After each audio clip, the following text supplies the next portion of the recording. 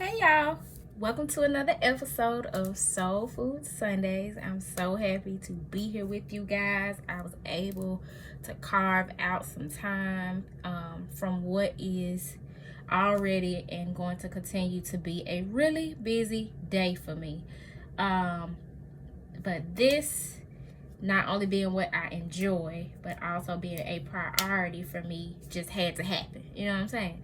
So we're gonna do something a little different this week, and I hope that the message that comes forth finds you well.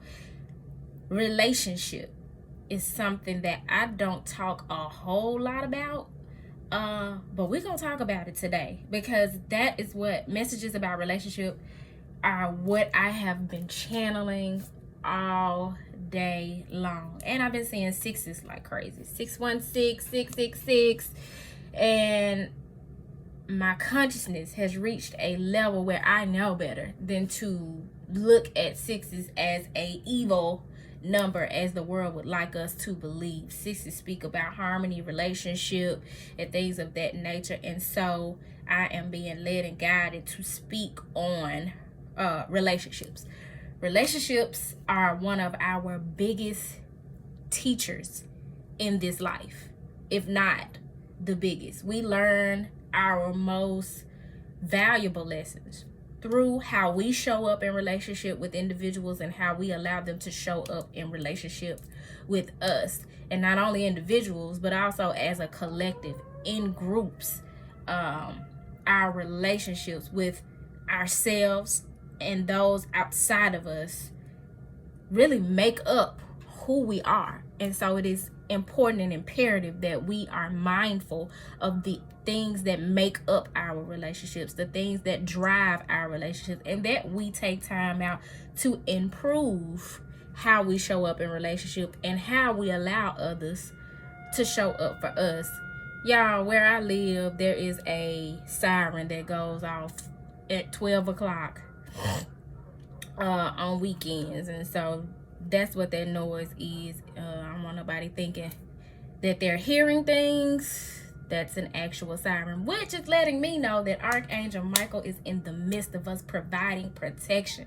Because when you hear sirens, or if you see the number 911, that is symbolic of Archangel Michael's presence among you. And I am happy to have that energy amongst us at this time. So let's not be surprised if a message of protection comes through for us, because that is what Archangel Michael represents. So we're going to be pulling from the Sacred Destiny cards if we need to clarify, which we pulled from that deck last week, and also the True Love reading cards. I love this deck because it speaks to the things we need to consider or heal when we are in relationship with people. So without further ado, we are going to pray, and then we're going to get into the reading. So Father God, Mother Earth, ancestors, and spirit guides, thank you for this opportunity to commune with you and to commune with one another as a collective. We thank you for all that you have allowed us to see, hear, and experience up to this point, and we pray that you bring forth the best message for our highest good as a collective as it relates to being in relationship, be it with ourselves or with others. Dear God, what message do you have for us as a collective at this time? We thank you, thank you, thank you. Amen. So let's see, Spirit, what message do you have for the collective as it relates to relationship? Whoa. Soulmates.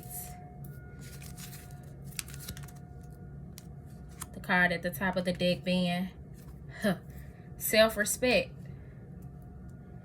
because that's important first and foremost. And at the bottom of the deck, ooh-wee, sexual freedom.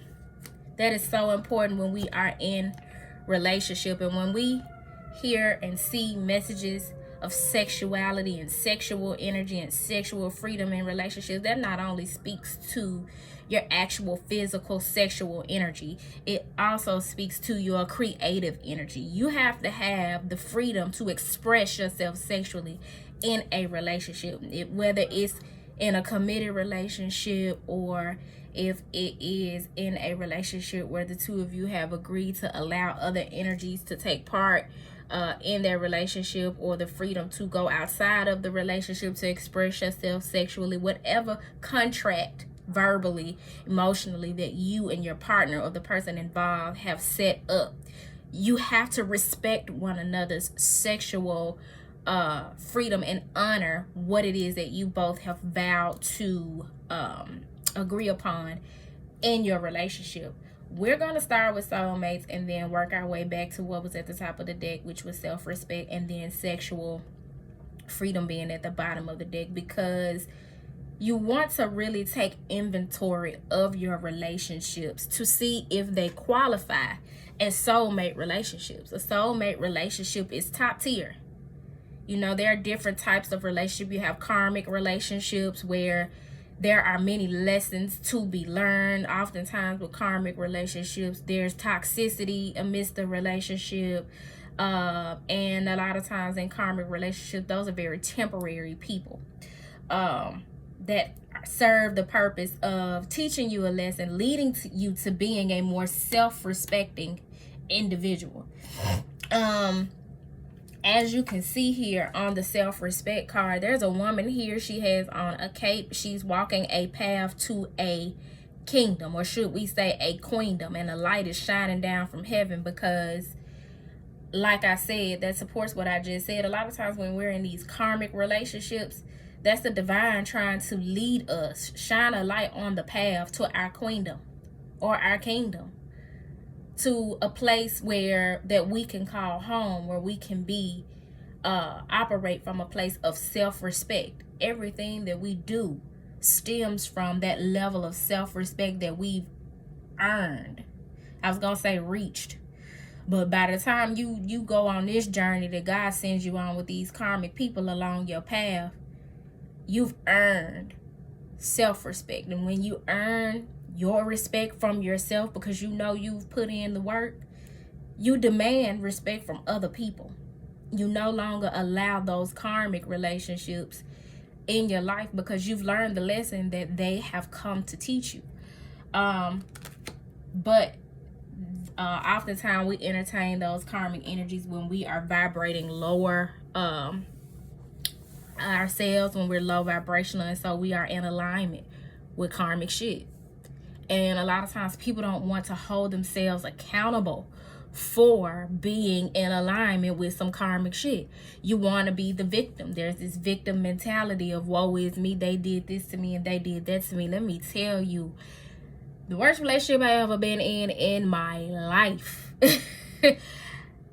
When I think about the things I allowed in that relationship, it can be so easy for me to be like, he did this to me and he did that to me, but everybody around me knows I allowed some straight bullshit to occur in that relationship. But it took me a while to come to understand, and that's really where my healing started, when I came to understand that this is happening to me because somehow I'm in alignment with this.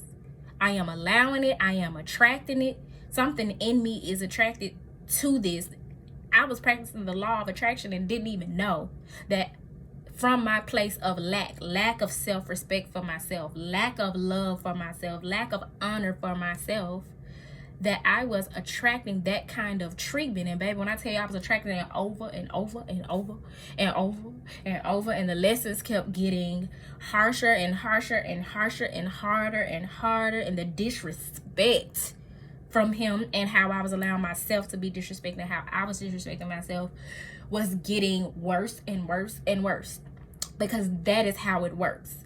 God'll give you some whispers, and if you're not in a centered, grounded space, you won't hear, or you will ignore the whispers, because you'll allow the things around you to distract you. You'll allow the glitter and the glitz and the gifts and the good sex, or the sex ain't even got to be good. It could just be the fact that you long for companionship because there's a wound within you from childhood, and you'll just, from that alone, which is very deep-seated, you will stay in that situation and not listen to the whispers. And so when you don't listen to the whispers, God get louder. Them storms, they get louder. That thunder, it gets bolder and louder. Those storms get heavier. So we want to make sure that we are listening to the whispers so that we don't have to go through that. I hate to see how, and it happens to me, but I hate to see how God will be warning us or trying to show us something, and then it takes for something drastic to happen for us to get it. It serves its purpose, but oftentimes it doesn't have to get to that level. But what you want is soulmates around you. You want to build and cultivate, nourish your soul tribe. And your soul tribe and your soulmates are not going to look like what you're used to. It's not going to look like the low vibrational energy that you are used to entertaining. Soulmates are going to bring high vibes into your life. They're going to be there to teach you lessons, but from a loving place. Now, that's not to say that a soulmate is going to be perfect. And a soulmate can also be a friend. A soulmate could be your mama, your sister, your brother, your auntie, your cousin, your supervisor, the man at the post office, your neighbor, can be your soulmate. And you will know that energetic alignment and attraction when you feel it, because it'll be much different and much more peaceful than some of your other relationships that brought your toughest lessons. So that is a great way to identify a soulmate, and that is the goal. That's relationship goals. Soulmate love, this twin flame shit that readers talk about all the time, is ghetto. I can tell you, I'm on the journey. I don't like it. I mean, it serves its purpose. I thank God for it. I hate to say I'm ungrateful, but it's just not as cute as a lot of readers try to make it out to be. Because this is this individual from a past life that mirrors you. Hence the word twin flame. And it's so passionate. Hence the word twin flame. You're two individuals designed to help each other get to a higher level of self-respect, because you see how you mirror each other. When you see yourself in that individual, and then you start to have compassion and unconditional love for them, you'll want to you'll be like, oh hell no, I'm showing up like that in relationships. I want to be mad at them. I want to hold this person accountable that I see acting a fool. But that does not serve me. What serves me is taking accountability for how I'm showing up in this situation, how I see their behavior some kind of way in me. And to know and understand and have the awareness that if it were not for that being in me, I wouldn't allow that behavior around me. So we have to hold ourselves accountable and hold that self-respect in high regard. I'm going to read the message from Soulmates so that we get a more in-depth and better understanding of what that is telling us.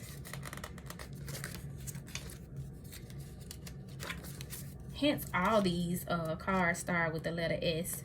That may have some significance for somebody. I'm seeing that synchronicity exhibited here. And number 33 is the soulmate card, which breaks down to a what? A 6.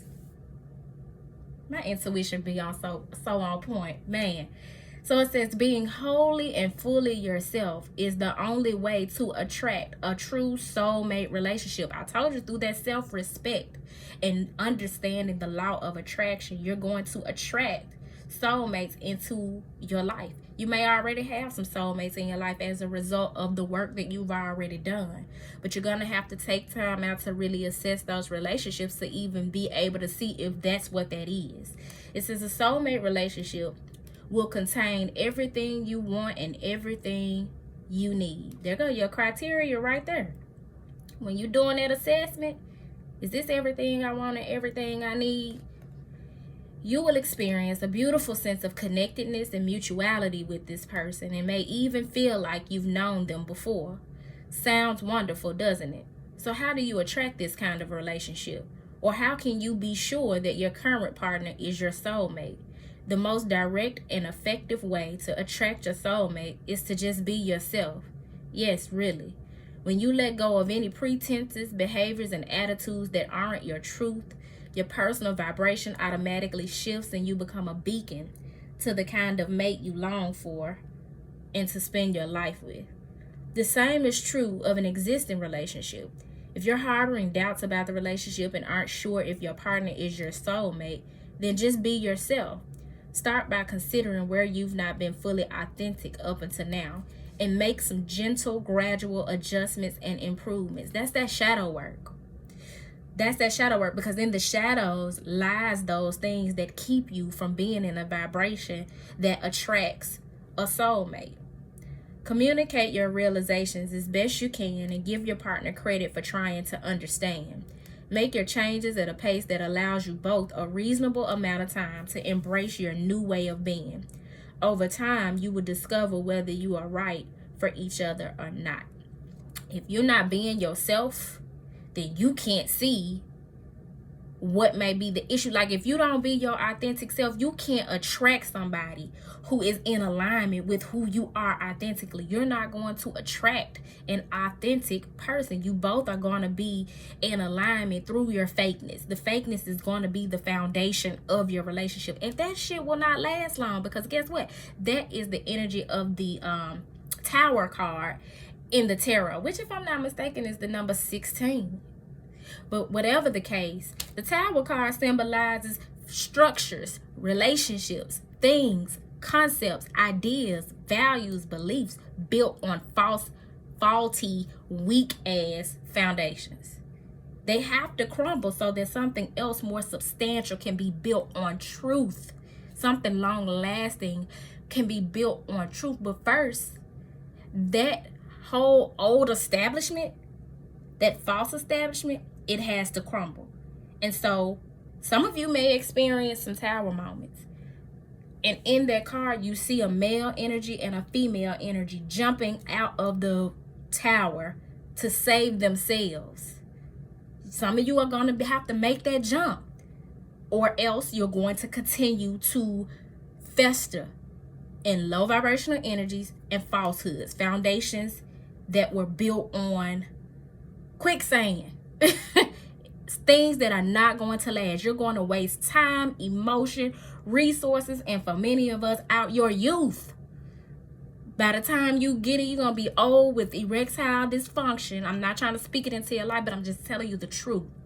If you waste your precious time and energy, the blessing of waking up each and every morning on low vibe shit, you're going to attract low vibe shit into your life, and you're going to continue to until that shift occurs, until you jump out of that tower and save yourself, until you get some self-respect. So it says, I'm going to go back because that was important. Communicate your realizations as best you can and give your partner credit for trying to understand. Communication is so important. We walk around feeling a type of way, needing to say something, and yet holding our tongue and holding back.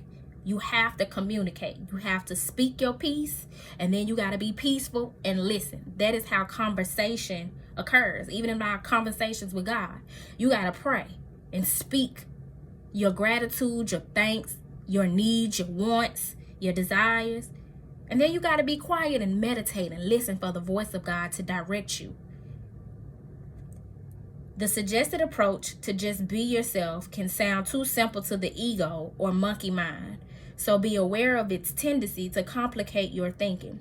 But being wholly, fully, and unashamedly yourself is the only way to attract and maintain a true soulmate relationship. That's that two-facedness we talked about last week. And I think it was Soul Food Sundays. It was either Soul Food Sundays or the 11/11 portal reading. I think it was Soul Food Sundays because we was talking about melting the mask. And that's that being one way in one area of your life and then showing people another. You know what I'm saying? You at home doing tarot, or you at home manifesting with crystals and meditating, but you out in the world portraying yourself to be a totally different individual. You a heathen in the streets. You a Bible toter in the streets. Don't you know you can be both? You can be spiritual and have a religious practice. You don't have to hide that from people. Embrace who you are. You celibate in the streets and to the people. But in the bedroom, you got a different partner every time you look around. No, you loudmouthed and the showstopper in the streets, but at home, you quiet and docile and you're introverted. Now, don't get me wrong. You can be ambiverted. You can be both. But don't be ashamed to be one and not show that side of you that you're comfortable with in private, because you feel like you gotta be a certain way in public to survive or to appease people. Because guess what? Them people ain't got a hell or a heaven to put you in. You're creating your own hell by not being yourself. If it takes a little longer to attract your true soulmate, then rest assured this is time well spent. And if your current relationship ends as a result of your truth, then you've created an opportunity in your life for the relationship you've always desired. Both situations require commitment, courage, and a willingness to be honest with yourself. I'm not going to read the messages for self-respect and sexual freedom, because what this soulmate message is speaking to is that when you are in a self-respecting posture, when you have mastered or learned that lesson of respecting yourself, holding your boundaries, and not allowing people to run amok all through the queendom and the kingdom, you protect your energy because you respect yourself. You're a disciplined being because you respect yourself. You'll be in alignment with a soulmate. And if you are already with or in the midst of your soulmate through self-respect, you'll be able to deepen that relationship with that individual, which will bring you sexual freedom. Because I tell people all the time, there are people out here, men and women, who have sexual desires that they are too ashamed to share with their partners or to share with the people that they love. I personally want to have and have to have the freedom to be able to express myself sexually with whomever I am intimate with. We're going to keep it 100 about what I want, what I like, what I don't like, what I'm willing to try, what I'm not willing to try, what I'm curious about, what I'm not curious about, what's an absolute no-go for me. But you want to make sure that that is a key component and that is healthy, a healthy aspect in your relationships, and not only in your relationships with other people, but with yourself. Because there are some people who are closeted about their sexual desires, about their creative desires, because you don't feel comfortable. That is very much a fight, flight, or freeze type of situation where you've frozen. You won't make a move. You won't express who you really are. That is inauthentic. That is that mask that needs to be melted off. So I'm going to clarify this message with the Sacred Destiny card, and I hope that we don't get a whole bunch of them, but I'm not going to read them from the book. No way. Spirit, please clarify this message for us. What message do you have for us this week about relationship, inner peace, and flow? When you have self-respect, you have inner peace. You know that you're not going to allow anything that you don't deserve. You're going to protect yourself, not just physically, but mentally and emotionally. You're not just going to let people treat you any kind of way. And if it does not flow for you, you just got to be like water, yo. If things don't flow like water for you, you're going to cut it out. You're going to be like the Queen of Swords and use your sword to cut out anything that no longer serves you. At the top of the deck is solitude. No matter what your situation, single, married, it's complicated, you need your solitude. And solitude is where you have the opportunity to think about these things. So we got self-respect, soulmate, solitude, and sexual freedom. And if this bottom card starts with an S, it's going to fall out the chair. Flexibility. You absolutely have to be flexible so that you're able to maneuver and navigate the different roles and areas that these situations, these soulmate relationships, this journey to self-respect is going to take you through. You can't be so rigid that when opportunities present themselves, when lessons present themselves, when the opportunity to communicate with your partner and your loved ones present themselves, or to have some solitude, that you're not flexible enough, adaptable enough to embrace them. So I hope that this message found you all well. I hope that this message helps you all to enhance the relationships that you value in your life. And if there's a relationship that you don't value in your life, get rid of it.